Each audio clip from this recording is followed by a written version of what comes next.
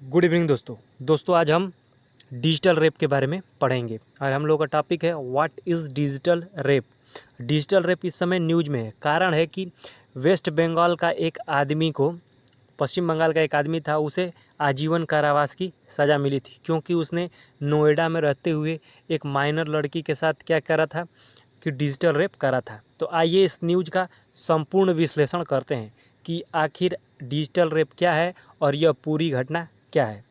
ठीक है, देखिए, डिजिटल रेप न्यूज़ में इसलिए है क्योंकि सूरजपुर डिस्ट्रिक्ट के एक सेशन कोर्ट ने बुधवार को एक 65 वर्षीय व्यक्ति जिसका नाम अकबर अली था उसे आजीवन कारावास की सज़ा दे दी है क्योंकि उसने 3.5 साल की एक लड़की माइनर कास्ट की थी, उसके साथ क्या किया है कि उसने डिजिटल रेप किया है। वह लड़की अपने माता पिता के साथ नोएडा सेक्टर 39 में रहती थी।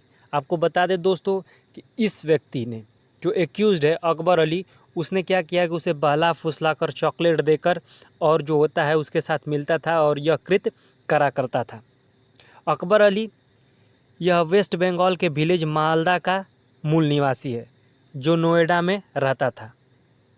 डिस्ट्रिक्ट कोर्ट जज जिनका नाम अनिल कुमार सिंह है, उन्होंने इस कृत्य के लिए, जो उसने यह घिनौना कार्य किया है, उसके लिए उसे आजीवन कारावास की सज़ा सुना दी है। अकबर अली को सेक्शन आईपीसी के सेक्शन 375 और सेक्शन 376 आईपीसी दोस्तों इंडियन पीनल कोड के सेक्शन 375 और सेक्शन 376 के तहत जो होता है सज़ा मिली है। और तो और चूँकि उसने माइनर के साथ यह कृत्य किया है तो ये भी ध्यान रखना है कि पॉक्सो एक्ट की भी लगा है। पॉक्सो एक्ट उस पर लगा है, मतलब protection of children from sexual offence के तहत भी उसको सज़ा दी गई है। ठीक है, कौन कौन से सेक्शन लगा है ये आपको लिख लेने हैं। Section 375, section 376। ठीक है, आईपीसी। आइए दोस्तों, अब आईपीसी का सेक्शन 375 क्या कहता है उसके बारे में देखते हैं। 375 रेप की परिभाषा को डिफाइन करता है कि अगर आप किसी भी महिला से या लड़की से उसके इच्छा के विरुद्ध शारीरिक संबंध बनाते हैं या फिर आप उसे बहला लेते हैं, फुसला लेते हैं, शराब देकर, ड्रग्स देकर, मतलब उसकी जो मानसिक स्थिति है उसे चेंज करके, ठीक है, अगर आप उसके साथ शारीरिक संबंध बनाते हैं और उसकी उम्र 18 साल से कम है तो यह क्या होगा कि यह रेप के कैटेगरी में आएगा। ठीक है, आईपीसी का सेक्शन 375 ये कहता है। आईपीसी का सेक्शन 376 है कि अगर आप किसी महिला के साथ जबरन शारीरिक संबंध बनाते हैं अर्थात उसका रेप करते हैं तो आपको आईपीसी के सेक्शन 376 के तहत 10 वर्ष की सज़ा या उम्र कैद की भी सज़ा हो सकती है। तो अकबर अली को चूँकि माइनर लड़की के साथ उसने ऐसा कार्य करा, ठीक है, तो उसको क्या हुआ है कि आईपीसी के सेक्शन 375, आईपीसी का सेक्शन 376 और तो और पॉक्सो एक्ट लगाकर उसे जो होता है सज़ा दी गई है, क्या, लाइफ टाइम आजीवन की कारावास, मतलब संपूर्ण जीवन वह उम्र कैद की सज़ा बिताएगा, मतलब संपूर्ण जीवन उसका जेल में बीतेगा। और तो और दोस्तों उसे 50,000 रुपये का उस पर जुर्माना भी लगाया गया है। किस पर? अकबर अली पर। कहाँ का निवासी है? वेस्ट बंगाल का निवासी है, नोएडा में रहता था। ठीक है, अब पूछेगा दोस्तों, आइए अब समझते हैं कि क्या है व्हाट इज़ डिजिटल रेप, क्योंकि न्यूज़ में यही है तो डिजिटल रेप क्या है उसके बारे में समझते हैं। पहले मैं इंग्लिश में डिस्क्रिप्शन दे देता हूँ, डिस्क्राइब कर देता हूँ, फिर इसे हिंदी में ट्रांसलेट कर दूंगा तो आप लोग दोनों समझिए।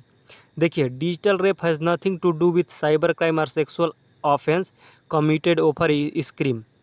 अगर आप डिजिटल रेप, अगर आप ये समझते हैं कि आप साइबर क्राइम है या फिर कोई ऐसा सेक्सुअल कार्य है जो आप वर्चुअली, मतलब मोबाइल के थ्रू करते हैं किसी के साथ, तो नहीं, ये डिजिटल रेप नहीं है।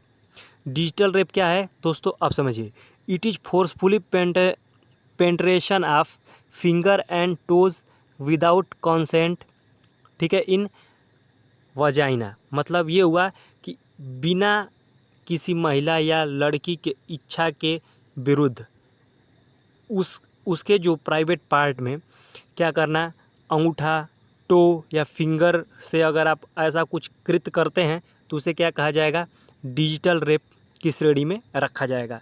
तो डिजिटल रेप क्या है, तो वो कोई साइबर क्राइम नहीं है या कोई ऐसा sexual offence committed over screen. अगर आप स्क्रीन के से किसी को देखते हैं या फिर उसके साथ बातें करते हैं तो वह क्या है, डिजिटल रेप नहीं है। डिजिटल रेप यह है कि आप फिंगर के माध्यम से, टो के माध्यम से उसके साथ कोई घिनौना कृत्य करते हैं।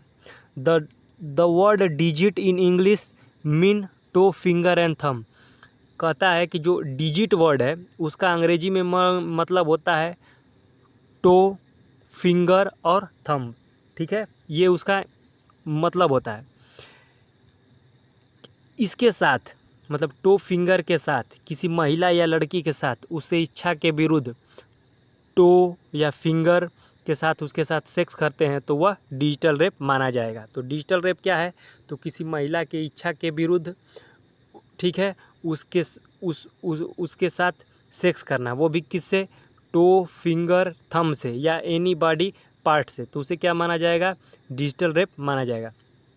अगर डिजिटल रेप की बात करी जाए तो यह न्यू आईपीसी, जो नया आईपीसी संशोधन हुआ है उसमें जोड़ा गया है। इससे पहले ऐसी कृत्यों के लिए आईपीसी में मोलेस्ट कहा जाता था, मोलेस्टेशन का केस लगाया जाता था, न कि रेप का। परंतु दुर्भाग्यपूर्ण रूप से जो 2012 में निर्भया रेप कृत्य हुआ उसके पश्चात सुप्रीम कोर्ट ने इसमें संशोधन किया और उसने, ठीक है, ऐसे कृत्यों को डिजिटल रेप की कैटेगरी में डाल दिया। परंतु दोस्तों आपको बता दें कि ऐसे मामले पहले भी हुए हैं, परंतु उस समय डिजिटल रेप का प्रावधान नहीं था, तो उन्हें केवल डिटेन करके जो होता है सज़ा देकर छोड़ दिया गया, मतलब डिटेन करके छोड़ दिया गया।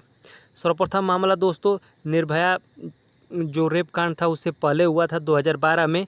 एक 2 साल की लड़की को हॉस्पिटल में ले जाया जाता है क्योंकि उसके जो होता है वह प्राइवेट बॉडी पार्ट से ब्लीडिंग बहुत हो रही थी। पर जब चेक होता है तो उसमें रेप का कोई भी साइन नहीं मिलता है। परंतु धीरे धीरे पुलिस जांच करती है और जांच में उसे पता चलता है कि उसका अपना ही पिता उसके साथ डिजिटल रेप कर रहा था। तो डिजिटल रेप तो आपको पता ही है कि फिंगर, टो या थंब के साथ जो होता है सेक्स करना, ठीक है, तो वो कर रहा था। तो इसके तहत क्या होता है कि उस पर आईपीसी का सेक्शन 376 जो कि उस समय नहीं था वो नहीं लगा और उस पर केवल मोलेस्टेशन का केस लगाकर डिटेन करके रखा गया, ठीक है, क्योंकि उसे 376 के तहत उस समय सज़ा नहीं मिली। ये आपको याद रखना है, उस पर केवल मोलेस्टेशन का केस चला था, ये भी आपको ध्यान रखना है 2012 में, क्योंकि 2012 में निर्भया जो रेप कांड हुआ था उसके बाद डिजिटल रेप जो होता है वह संज्ञान में आया था।